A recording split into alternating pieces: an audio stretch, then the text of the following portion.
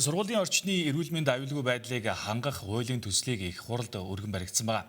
Хуулийн төсөл нь суралцагчийн эрүүл мэндийг хамгаалах, эрүүл аюулгүй орчинд сурч боловсрох нөхцөлийг бүрдүүлэх, өвчнөөс урьдчилан сэргийлэх үйл ажиллагааг дэмжихэд чиглэгдэжээ. Тэгэхээр бид хуулийн төслийг санаачилсан улсын хурлын гишүүн Мөнх сайхантай ярилцахад бэлэн болоод байна. Танд өглөө өнөдөр. Өглөө. За тэгэхээр шинээр өргөн баригдсан байгаа хуулийн төслийн бас яг хэрэгцээ шаардлага нэгдүгээртийг юу байсан байгаа талаар бас та товч бас тайлбар өгөхгүй юу. За өөдөгөр бас хоёрдугаарт яг энэ хууль хэрэгжиж эхэлснээр хамгийн гол зорилттой дүр дүнгийн та бүхэн юу гэж харж байна. Тэг бидний ер нь хууль санаачлаад одоо нэг өргөн барихын тулд энэ хууль үнэхээр хэрэгцээ шаардлага байна уу юу? Бүх талынхын судалгаа шинжилгээнүүдийг хийж зайлшгүй шаардлагатай хуулийг юм өргөн барихыг зорж байгаа миний хувьд.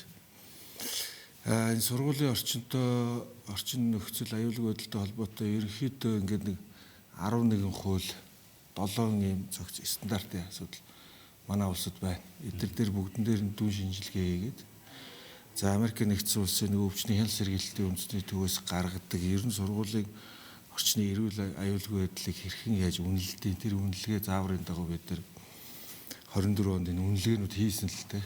Энэ үнэлгээгээр нийт 930 оноо авах хэвээр бол 460 орчим оноо авч ер нь нэг сургуулийн орчны эрүүл мэнд аюулгүй байдлын одоо үнэлгээ маань нэг 50 орчим хувьтай үнэлэгдсэн гэдэг маань энэ сургуулийн орчин чинь хүүхдийнхээ сурж боловсрох энэ орчныг эрүүл аюулгүй байдлыг хангаж чадахгүй ийм эрсдэлтэй орчин нөхцөл болчихжээ. Тийм учраас одоо өнөөдрийн мөрдөгдөж байгаа энэ хуулиуд тэрнээс гадна стандарт норм дүрмүүдийг хэрхэн яаж баримтлах вэ? Энийг одоо хуулинд маш сайн тодорхой зааж өгч байгаа. Зарим хүмүүс жоохон буруу ойлгоод байгаа шүү. Энэ маш олон стандарт заавар журмууд байна. Гэтэл ийм хууль одоо нэмэлт шаардлага байна уу гэдэг асуудал. Энэ бол энэ эргээд энэ сургуулийн орчинд баримтлах ёстой энэ стандарт заавар журмыг хэрхэн яаж мөрдөх вэ? Энийг мөрдөггүй тохиолдолд хэн ямар хариуцлага хүлээх вэ гэдэг энэ зүйлүүдийг бүгдийг нь маш сайн тодорхой болгож өгч байгаа юм хууль. Хуулийн төслийг ерөнхийд нь уншиж байхад бол тэнд дороос анхаарал татж байгаа хэсэг нь сургуулийн орчны эрүүл мэндийн тогтолцоог нэлээдээ илүү анхаарсан харагдсан. За хоёрдугаартаас сургуулийн захирлын хариуцлагыг нэлээд өндөржүүлж байгаа юм шиг харагдсан. Тэгэхээр энэ хоёр дээр та бас тодорхой тайлбарлая. Энэ бид нар энэ сургуулийн орчныг эрүүл аюулгүй байлгахын тулд энэ сургууль дээр бүтэн баг ажиллах хэрэгтэй. Энэ бол зөвхөн нэг сургуулийн захирлын юм уу, сургуулийн эмч юм уу, эрүүл ахуйчийн хэн нэгэн багшийн хариуцах хэрэгтэй ажил биш. Дангаараа тий. Дангаараа биш. Энэ дээр бол энэ эрүүл мэндийнхаа үнэлгээг хийж идэг, энэ орчин нөхцлөө сайжруулж идэг ийм бүтэн баг ажиллах хэрэгтэй. Энэ ажиллаад төлөвлөгөөгөө гаргаад энэ орчин нөхцлийг байнгын ингэ сайжруулж явах ажиллагаа хийж явах хэрэгтэй. За ингээгүй тохиолдолд хэн хариуцлага хүлээх вэ? Одоо сургуулийн захирал, дээрээс нь сум орон нутаг дүүргийн удирдлагууд, нийслэлийн удирдлагууд гэдэг энэ аюулгүй байдлыг хангахад оролцоод зайлшгүй шаардлагатай хүмүүс хэрхэн яаж оролцож, эргээд хэрхэн яаж хариуцлага хүлээх юм бэ гэдгийг энэ хуулийн дээр их сайн зааж өгч байгаа. Тэгвэл одоо зүгээр нэг жишээ ярихтал одоо сумын төвийн сургуулиуд байна. Бүгдөө одоо бийцэх газар нь одоо гадаа бийцэх газартай ийм сумын төвийн сургуулиуд зөндөө шүү дээ. Гэтэл өнгөрсөн хугацаанд бүх сумыг ингээд дотоод нойлтой хүүхдээ эрүүл ахуй шаардлага хангасан ийм орчин нөхцөлтэй болгоё гэдэг зүйлүүд маш их яригдсан. Ихэнх нь болсон. Эргээд энэ нэг жил ажиллаад жилийн дараагаас эргээд энэ ажиллагаа багхгүй. Маш их төсвөг зарцуулаад ажил оруулдаг. Гэтэл энэ тогтмол үйл ажиллагааг нь хэн хангаж явах ёстой? Тогтмол үйл ажиллагааг хангаагүй тохиолдолд хэн хариуцлага хүлээх вэ? Жил болгон энийгээ яаж бид нар энэ хангадаг энэ тогтолцоогоо зөв бий болгож иж эргээд үр дүнгээ өгөхгүй бол өнөөдөр хий дэмий үр ашиггүй хөрөнгө оруулалтууд хийдэг эргээд тэр нь жил үр дүнгээ өгöd байхгүй болдог нэг ийм нөхцөл байдал бол улсын хэмжээнд маш их байна. Тэгэхээр энийгээ байнгын тогтмол энэ хүүхдийн эрүүл аюулгүй орчийг сайжруулж яадаг. Ийм л байх нь чухал гэж харж байна. Нөгөөдөөр хуулийн төслөөр бас яг энэхүү хуулийн хэрэгжилт болон мониторингийг ер нь яаж тусгаж өгсөн бэ? Ер нь бид нэр өнгөрсөн хугацааны энэ хуулиудыг хараад ихэр хууль эрх зүйн орчин бас нэлээд байна. Хуулиуд байна, санаачилж байна, батлуулж байна. эргээд энэ хуулийг сурталчилдаг, хэрэгжилтийг хангадаг. Тэгээд энэ хуулийн үр дүн ямар гарваа, бид нар дараагийн шатны ямар арга хэмжээ авах ёстой вэ гэдэг энэ зүйлүүд маань нэлээд тодорхойгүй байна гэж харж байгаа. Тийм учраас ер нь маш их одоо нэн шаардлагатай байгаа энэ хуулийн төслүүдийг өргөн барья. Эргээд хуулийн төслөө өргөн барихтай судалгаатай нотлоготой ийм хуулиудаа өргөн барья. За ингээ хуулиа батлагдсан тохиолдолд эргээд энэ хуулиа сурталчилж таниулах ажлаа хийя. Дээрээс нь үр дүнгуудын тогтмол хянаж одоо ямар хэмжээний үр дүнтэй дараагийн ямар алхам хийх үү гэж дараагийн арга хэмжээгээ авдаг ийм одоо жишг рүүгээ орё гэж одоо миний хувьд бодож байгаа. Тийм учраас батлагдаад улсын хурлын чуулгаас батлагдаад гараад ирсэн тохиолдолд бол сурталчлах хэрэгжилтийг хангах тал дээр нь л онцгой анхаарах гэж харж байгаа. За аврын чуулган бол мэдээж бас хилцэгдэх энэ хууль маань ер нь яг санхүүгийн талаас нөгөө талдаа иргэжлийн 2027 оны бодвол төсөвт бас тусгагдж таарах байна. Тэгэхээр ер нь санхүүгийн үүднээс нь яг энэ ч баг бүхэл бүтэн ер нь сургуулийн орчны нилээдгүй олон зүйлүүдэд нөлөөлөл үзүүлж өөрчлөгдөх юм шаардлагууд баг үүсэж гарна гэсэн үг шүү дээ. Тэгэхээр санхүүгийн хувьд нь ямар тооцоол байдаг юм бол хичнээн хэмжээний төсөвт одоо яг энэ маань суугдахаар тусгагдсан байгаа бол тэр ер нь өнгөрсөн хугацааны судалгаануудыг аваад үзэхээр сургуулийнхаа орчин сүүлийн 5 жилийн хугацаанд чинь 28 гаруй хүүхэд гэмтсэн байна. Ер нь судалгаагаар өдөрт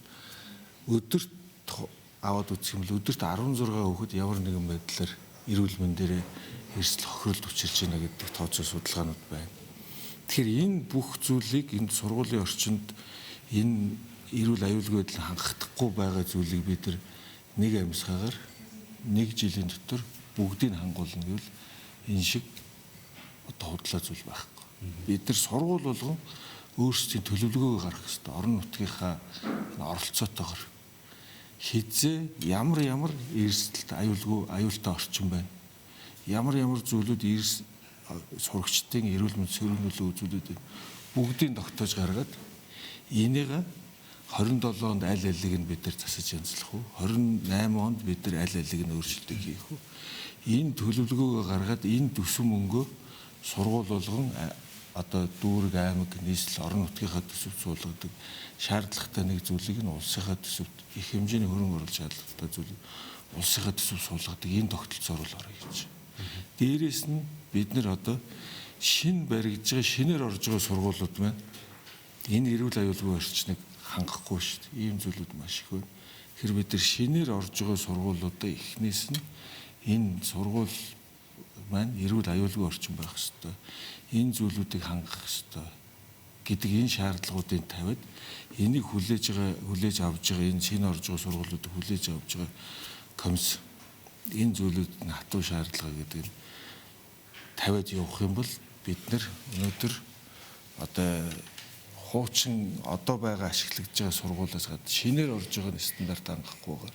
Энэ зүйлүүдийг бид нар эхнээс нь зэгцэлж явахгүй бол бидний ирээдүй болсон энэ хүүхэд залуучууд маань сурч боловсрохоор сургуульд очиод амь насны ирсэн тохиолдлууд хүртэл өнгөрсөн хугацаанд хэд хэдэн тохиолдол гарсан шүү дээ. Тэгээд дээрээс нь сурах гэж очиод эрүүл мэндээр охироод идэг. Сургууль суурьсан эрт илрүүлгийн одоо бид нар эхлүүлсэн. Нэггээр одоо эрүүл үгүүд байна уу гэдэг асуудал одоо тийм үр дүн гарсан. Тэгэхээр бидний байнгын хүүхдүүдийн эрүүл аюулгүй орчинд сургах, дээрээс нь байнгын эрүүл мэндийн урдсан сэргийлэх үзлэгт нь оруулж идэг ерөнхий боловсролын сургуулаа эрүүл биетэй, саруул ухаантай, эрдэм мэдлэгтэй энэ хүүхэд залуучуудыг төгсдөг болгож чадах юм бол одоо улс эх орны ирээдүйн хөгжлийн гол тулгуурч нь одоо бидний ирээдүйн болсон хүүхдүүд эрүүл биетэй, эрдэм мэдлэгтэй залуучууд ч л одоо улс эх орны хамгийн гол тулгуур үзтэй хөгжлөө. За нөгөөдөөр бас яг хуулийн төсөл өргөн баригдсан байгаа хэрэг мэдээж өмнө бас яг олон нийтийн хилцүүлүүд мэдээж явагдсан байж таараа. Тэгэхээр нэгдүгээрт бас яг олон нийтийн зүгээс яг ямар саналууд дээр түлхүү анхаарч бас санал өгсөн байгаа бол хоёрдож яг ийм ижил төсөөтэй хуулийн төслөөр нь олон улсад ямар жишээ байдаг юм бол амжилттай хэрэгжсэн. Дэлхийн хууль чинь одоо хуулийг боловсруулад өргөн бариад батлуулах чинь ингээд процесс нэг тодорхой шүү дээ. Ди парламент дээр бид нар 50 сар байршуулж байгаа. За тэгээд энэ хуулийг одоо оролцоотой бүх байгууллага, хувь хүн иргэдийн дунд хилцүүлгүүд бүгдийг ингээд явуулж байгаа засгийн газрын хурлаар оруулаад яамдуудаа саналыг авч байгаа. Энэ дээр иргэдийн дэмжлэг бол одоо энэ чухал ийм хууль байна гэдэг зүйлийг хэлээд байгаа.